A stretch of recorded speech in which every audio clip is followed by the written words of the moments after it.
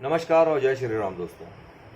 आज आप लोगों से एक प्रश्न करना चाहता हूँ और इस प्रश्न का उत्तर आप अपने आप को दीजिएगा, किसी और को नहीं। लेकिन ये प्रश्न पूछूं उसके पहले मैं आप लोगों को एक छोटी सी कहानी सुनाना चाहता हूँ।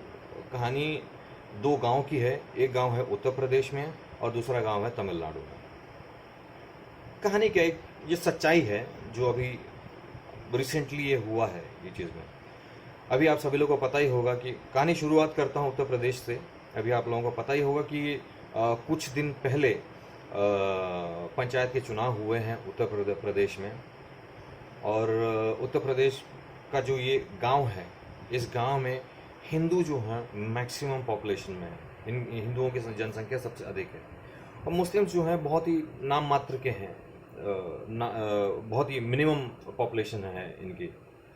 अब इस चुनाव में 5-6 लोग 7 लोग खड़े थे चुनाव में प्रधान बनने के लिए, लेकिन सबको पछाड़ते हुए एक मुस्लिम जो है वो चुनाव गांव का प्रधान चुना गया।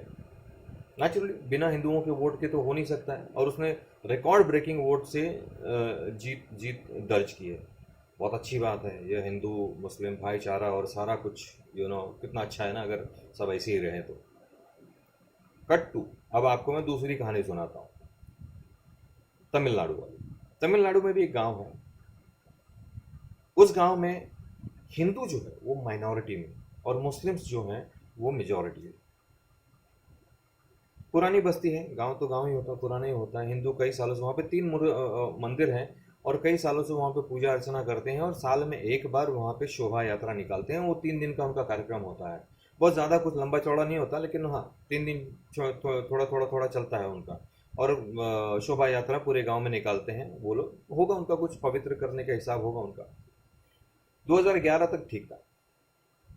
12 में मुस्लिमों ने वहाँ पे ऑब्जेक्शन किया कि भाई ये आप लोग ये जो करते हो, हिंदू मंदिरों से आप लोग जो ये सारी चीज़ें यात्रा निकालते हो, सारा कुछ करते हो ना, ये चीज़ नहीं चलेगा। ये हमारे धर्म में एक्सेप्टेबल नहीं है और हमारे धर्म के हिसाब से ये पाप है, तो आप लोग को बंद करना पड़ेगा।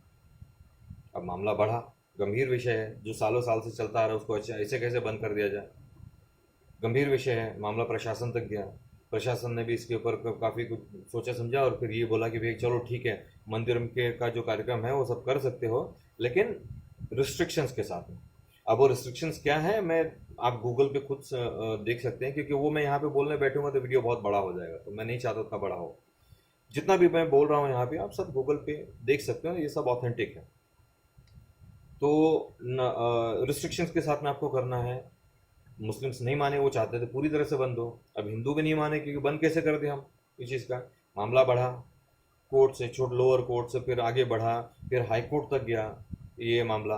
हाई कोर्ट में भी ये हुआ कि भैया कि आप कीजिए, लेकिन रिस्ट्रिक्शंस के साथ। फिर वही रिस्ट्रिक्शंस, बात वही हो गई।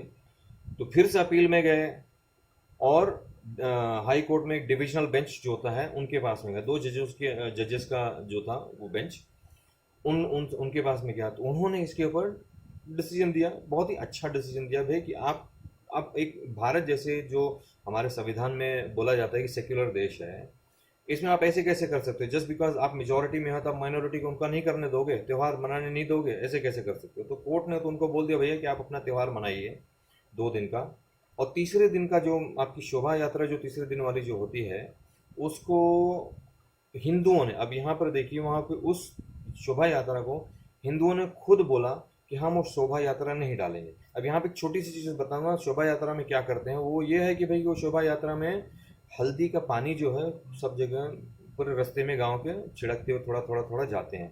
होगा उनकी कोई परंपरा होगी शुद्ध करने की, या फिर पवित्र भारत गांव को बचा के रखने की, कुछ तो परंपरा होगा। अब हिंदुओं ने खुद से बोला कि भैया कि हम ये परंपरा आज से बंद कर देंगे।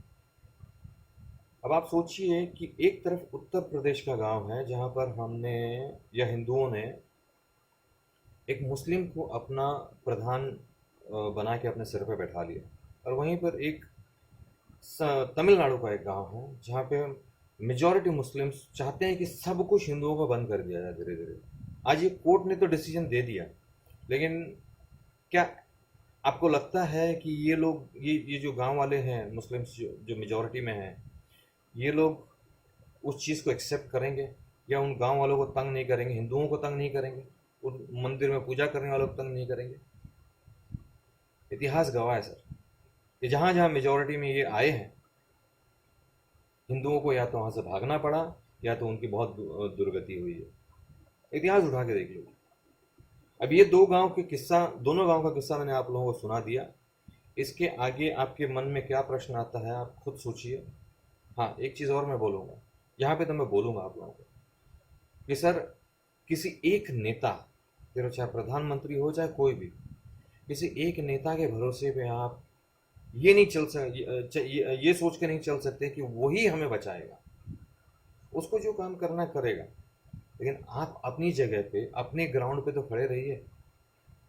आप अपने सिर पे किसी को इतना कैसे बिठा बिठा लेते हो? आप एकदम साष्टांग लेट क्यों जाते हो? हमें अपनी जगह पे अपने आप को मजबूत करके रखना पड़ेगा। ये लड़ाई सबको मिल के लड़नी होगी। मैं ये नहीं बोल रहा हूँ कि तलवार लेके आप निकल जाओ, ये नहीं बोल रहा हूँ, लेकिन यार अपने आप को तो बचा के रखो। किसी को इतना अपने सिर पे तो मत बिठाओ कि आपका सिर ही वो काटने पे तुल जाए।